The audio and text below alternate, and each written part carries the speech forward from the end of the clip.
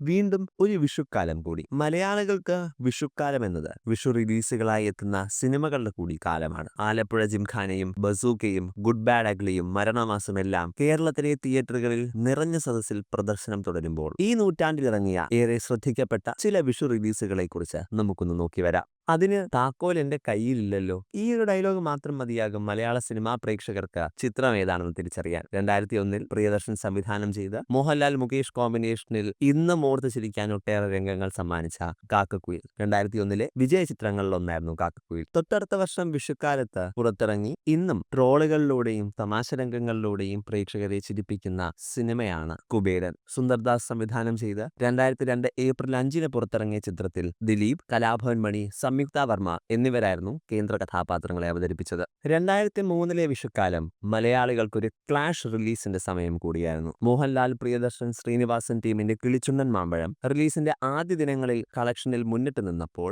ഒപ്പം തിയേറ്ററുകളിൽ നിറഞ്ഞോടിയ chronic bachelor ആ വർഷത്തെ തന്നെ മികച്ച വിജയങ്ങളിലൊന്നായി മാറുകയായിരുന്നു. മമ്മൂട്ടി, സിദ്ദിഖ് കൂട്ടുകെട്ടിൽ പുറത്തിറങ്ങിയ ചിത്രത്തിൽ മുകേഷ്, ഹരിശ്രീ അശോകൻ, രംഭ, ഇന്ദ്രജ, ഭാവന, ഇന്നസെന്റ് എന്നിങ്ങനെ ഒട്ടനേകം മികച്ച അഭിനേതാക്കളും ഉണ്ടായിരുന്നു. അവയോടൊപ്പം തന്നെ പുറത്തിറങ്ങിയ സിനിമകളായിരുന്നു ജയറാം നായകനായ എന്റെ വീട് അപ്പുവിന്റെയും ദിലീപ് നായകനായി പുറത്തിറങ്ങിയ തിളക്കം എന്ന സിനിമയും. 2004 വിഷുക്കാലം ഹൊറർ സിനിമകളുടെ കൂടി കാഴ്ചയായിരുന്നു. വിനയന്റെ സംവിധാനത്തിൽ പൃഥ്വിരാജ് നായകനായി പുറത്തിറങ്ങിയ വെള്ളി നക്ഷത്രം എന്ന സിനിമ പ്രേക്ഷകരെ ഏറെ ഭയപ്പെടുത്തിയപ്പോൾ റാഫി മെക്കാർട്ടിൻ, ജയസൂര്യ ടീമിന്റെ ചതിക്കാത്ത ചന്തു മലയാളക്കര ഇന്നും ഓർത്തിരിക്കുന്ന ഒരുപിടി കോമഡി കഥാപാത്രങ്ങളെയും നർമ്മരംഗങ്ങളെയും സമ്മാനിച്ചതായിരുന്നു. ആ മാസം തന്നെ പുറത്തിറങ്ങിയ കസ്തൂരിമാൻ എന്ന സിനിമയും ഏറെ ശ്രദ്ധിക്കപ്പെട്ട മറ്റൊരു ചലച്ചിത്രമാണ്. തൊട്ടടുത്ത വർഷമായ 2005 മലയാള പ്രേക്ഷകരെ ഒന്നടങ്കം തിയേറ്ററുകളിലേക്ക് എത്തിച്ച ദിലീപ് ചിത്രമായിരുന്നു കൊച്ചി രാജാവ്. ജോണി ആന്റണിയുടെ സംവിധാനത്തിൽ കാവ്യ മാധവൻ, രംഭ എന്നിവർ നായികമാരായി എത്തിയ ചിത്രത്തിൽ ഹരിശ്രീ അശോകൻ, ജഗതി ശ്രീകുമാർ എന്നിവരുടെ തമാശ രംഗങ്ങൾ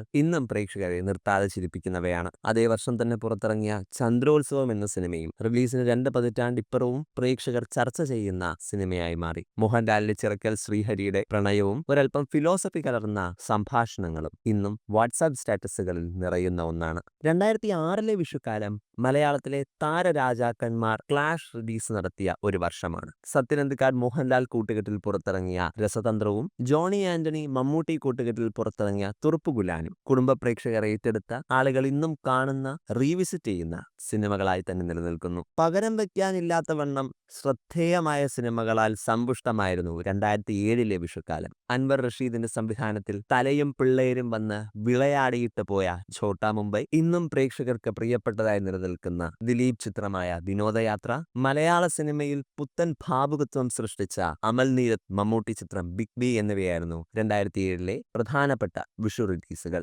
അടുത്ത വർഷം മോഹൻലാൽ സത്യനന്ദിക്കാട് ടീമിന്റെ ഇന്നത്തെ ചിന്താവിഷയം ഭേദപ്പെട്ട പ്രകടനം ബോക്സ് ഓഫീസിൽ കാഴ്ചവെച്ചപ്പോൾ പ്രേക്ഷകരെ ഒന്നടങ്കം കീഴടക്കിയത് അണ്ണനായും തമ്പിയായും മലയാളത്തിന്റെ മെഗാസ്റ്റാർ മമ്മൂട്ടി തകർത്തഭിനയിച്ച അൻവർ റഷീദ് ചിത്രമായ അണ്ണൻ തമ്പിയാണ്. 2009 സത്യനന്ദിക്കാട് ജയറാം ചിത്രമായ ഭാഗ്യദേവത വിഷുവിനോട് ചേർന്ന ആഴ്ചയിൽ പ്രദർശനത്തിനെത്തിയപ്പോഴും ഏപ്രിൽ 1-ാം തീയതി പുറത്തിറങ്ങിയ ടു ഹരിഹർ നഗർ എന്ന ചിത്രവും ആ സമയത്തെ വലിയ വിജയങ്ങളിലൊന്നായി. 2010 ഏപ്രിൽ 8-ന് പുറത്തിറങ്ങിയ സുരേഷ് ഗോപി മോഹൻലാൽ ടീമിന്റെ ജനകൻ എന്ന സിനിമ ബോക്സ് ഓഫീസിലും നിരൂപക ശ്രദ്ധയിലും ഭേദപ്പെട്ട പ്രകടനം കാഴ്ചവെച്ചപ്പോൾ ആ വർഷത്തെ വിഷു ബോക്സ് ഓഫീസിൽ മുന്നിട്ട് നിന്നത് ദിലീപ് ചിത്രമായ പാപ്പി അപ്പച്ചയാണ്. മിക്സഡ് റിവ്യൂകൾക്കിടയിൽ പെട്ടെങ്കിലും കളക്ഷനിൽ ഭേദപ്പെട്ട പ്രകടനം കാഴ്ചവെച്ച ചിത്രമായിരുന്നു 2011 വിഷു റിലീസായി എത്തിയ മോഹൻലാൽ, ജയറാം, ദിലീപ്, റാഫി മെക്കാർട്ടിൻ കൂട്ടുകെട്ടിൽ പുറത്തിറങ്ങിയ ചൈന ടൗൺ. 2012 വിഷുക്കാലം 2 ധ്രുവങ്ങളിൽ നിൽക്കുന്ന സിനിമകളെ വിജയിപ്പിച്ചൊരു കാലമായിരുന്നു. നവയുഗ മലയാള സിനിമയുടെ അമരക്കാരിൽ ഒരാളായ ആഷിഖ് അബുവിന്റെ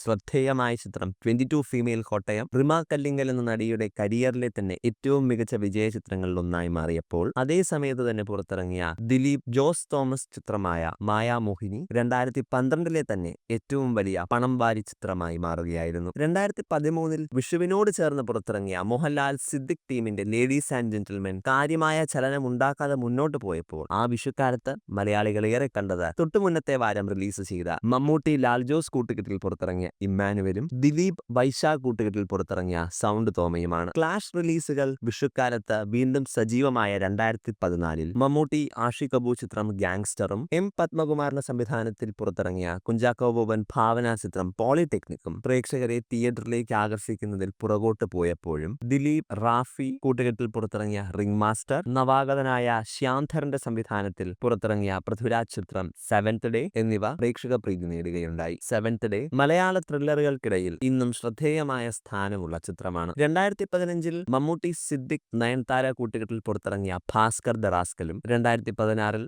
നിവിൻ പോളി, വിനീത് ശ്രീനിവാസൻ കൂട്ടുകെട്ടിന്റെ ജേക്കബിന്റെ സ്വർഗരാജ്യവും സിനിമാ പ്രേമികളെ തിയേറ്ററുകളിലേക്ക് ആകർഷിച്ച ചിത്രങ്ങളായപ്പോൾ തൊട്ടടുത്ത വർഷമായ 2017 പുറത്തിറങ്ങിയ സിനിമകൾ പലതും മുൻകാലങ്ങളിലേതുപോലെ ടിക്കറ്റ് കൗണ്ടറുകളിൽ വലിയ ഓളമുണ്ടാക്കാൻ സാധിക്കാതെ പോയ ചിത്രങ്ങളായിരുന്നു. 2018 വിഷുക്കാലത്ത് മഞ്ജു വാര്യർ കേന്ദ്ര കഥാപാത്രമായി എത്തിയ മോഹൻലാൽ, രമേശ് പിഷാരടിയുടെ ആദ്യ സംവിധാന സംരംഭമായ പഞ്ചവർണ്ണ തത്ത, മുരളി ഗോപി, രതീഷ് അമ്പാട്ട്, ദിലീപ് കൂട്ടുകെട്ടിൽ പുറത്തിറങ്ങിയ കമ്മാര സംഭവം എന്നീ സിനിമകളായിരുന്നു വിഷു റിലീസായി തിയേറ്ററുകളിലെത്തിയത്. അതിൽ പഞ്ചവർണ്ണ തത്ത വാണിജ്യ വിജയം കരസ്ഥമാക്കിയപ്പോൾ തിയേറ്ററുകളിൽ പരാജയപ്പെട്ട കമ്മാര സംഭവം എന്ന സിനിമാ പ്രേമികൾക്കിടയിൽ ഇന്നും ആഘോഷിക്കപ്പെടുന്ന ഒരു ചിത്രമാണ്. 2019 ഫഹദ് ഫാസിൽ, സായ് പല്ലവി എന്നിവരെ കേന്ദ്ര കഥാപാത്രങ്ങളാക്കി നവാഗതനായ വിവേക് സംവിധാനം ചെയ്ത അതിരനും 2010 പുറത്തിറങ്ങിയ പോക്കിർ രാജയുടെ രണ്ടാം ഭാഗമായ മധുരരാജയും ഏറെ പ്രേക്ഷക പ്രീതി നേടി. കോവിഡ് കാലവും കോവിഡ് ആനന്തരമുള്ള കുറച്ച് വർഷങ്ങളും വിഷു റിലീസായെത്തിയ മലയാള സിനിമകൾക്ക് കാര്യമായ തേരോട്ടം ഉണ്ടാക്കാൻ കഴിഞ്ഞില്ല.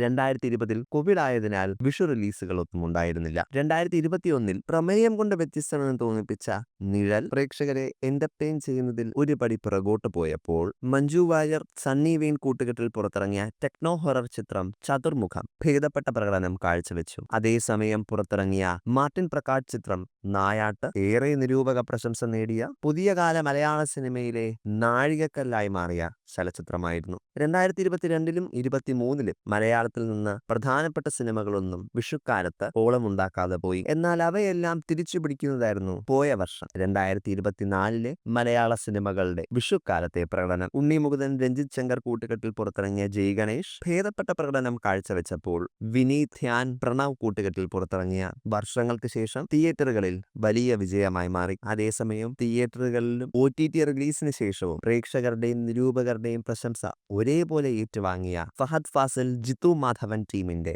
ആവേശം ഒരു കൾട്ട് പദവിയിലേക്ക് ഉയർന്നു വരുന്ന മലയാള സിനിമ കൂടിയാണ്. ഇവയ്ക്കൊക്കെ പുറമെ ഞങ്ങൾ പറയാൻ വിട്ടുപോയ ഏതെങ്കിലും സിനിമകളുണ്ടോ? ഉണ്ടെങ്കിൽ തീർച്ചയായും കമന്റ് ചെയ്യുക. മറ്റൊരു വീഡിയോയുമായി വീണ്ടും കാണാം.